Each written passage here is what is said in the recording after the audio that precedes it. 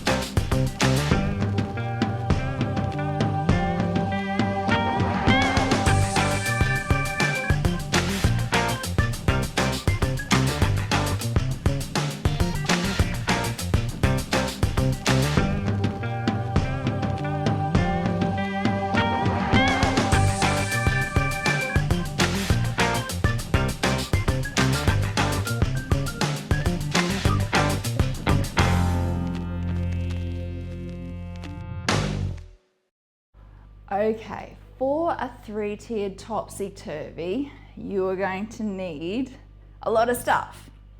All right, so a topsy-turvy cake is also called a Mad Hatter's cake or a Mad Hatter's style cake. And that is the cake at some really beautiful different levels that it looks like it's going to fall over.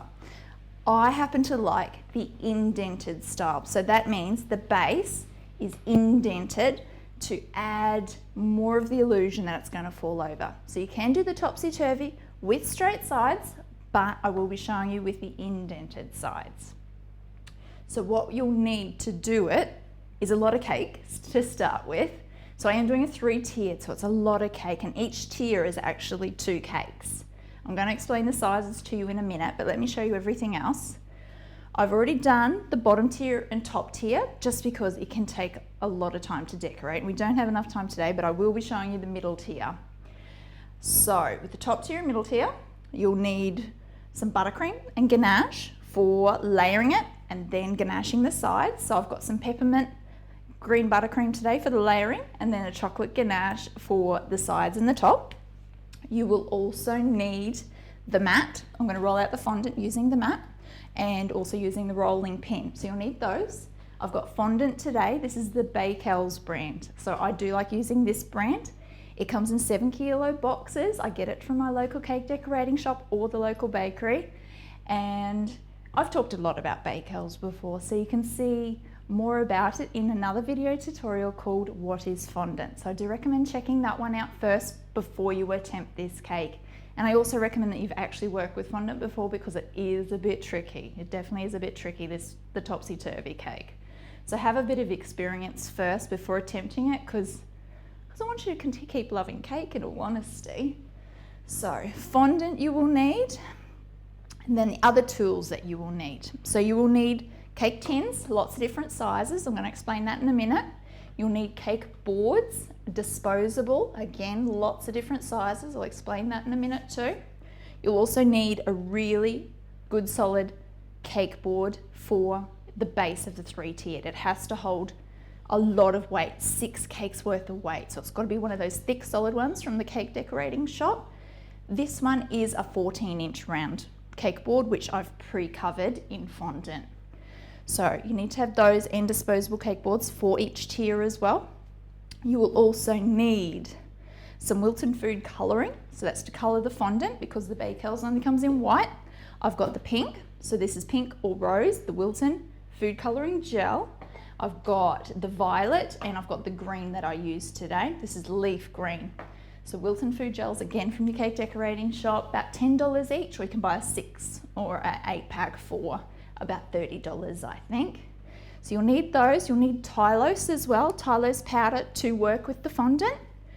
You will need some decorations. So I've got some butterflies and flowers that I've pre-made. They're made out of fondant and cut out as well. And I'll show you how to do these in the other video tutorial as well, the What is Fondant video tutorial. These you'll see here are some dowels. So this is for stacking cakes. I'm going to explain these while I'm doing it as well, but basically it's to keep each cake solid because you're stacking another cake on top of it. The weight of it is going to compress on the cake, so you need dowels to hold it up. So again, I'll explain different types, how to use them when I'm doing that later. So I've got plastic and I've got some wooden ones here as well to show you. And then other tools, you'll need some fondant smoothers. Again, cake decorating shops, $12.95 each. You have to have this to work with fondant. So I highly recommend at least one. I've got 2 here. You'll need a knife for carving the cakes. You will need another rolling pin for rolling out fondant for decorations. You will need a palette knife for ganaching and buttercreaming your layers and your filling. You'll need a fondant cutter. This is to cut around the edges. So after you put the fondant on, you need to cut it off. I've got a paintbrush for decorating. So that's for attaching the fondant decorations to the fondant or attaching the border as well. You'll need a paintbrush, again, just one that's been used only for food, not had paint on it. Okay, so that's everything we need, but let me explain the cake. So for the middle tier, I've got 2 cakes here, and each cake tier level has different sizes. So let me give you all the numbers now. You're going to need a pen and paper to write it all down. So for the bottom tier, what I use is my 10-inch round cake. So I'm going to give you in inches and in centimetres because I happen to work in inches, which is a bit old-fashioned. So the 10-inch round cake is 22 centimetres round. You can use that for the top of this one, so the top of there, and then you want slightly smaller for the bottom tier. So you want 8-inch or 20 centimetres. So you want 10-inch and 8-inch, and that's your bottom tier. Then for your second tier, whatever you use down the bottom here, that'll be the top of your next tier.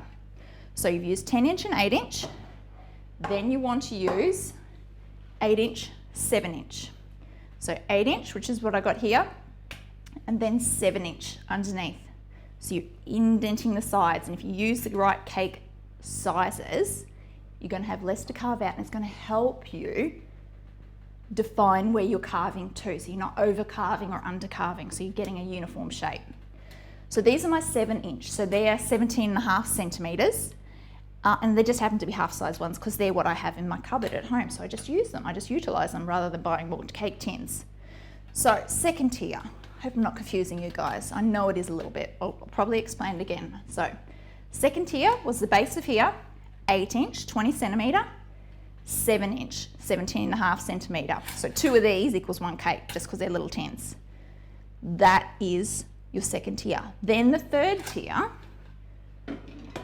this was the base of your second tier, is now the top of your third tier. So this one over here is the 7-inch round, then 5-inch round, which is this one. That's the basis of the third tier. So again, it's giving you the define of there to here. So the top to the bottom, that's where you're indenting. That's how much you're carving out, so 2 centimetres or 1 centimetre on the outside.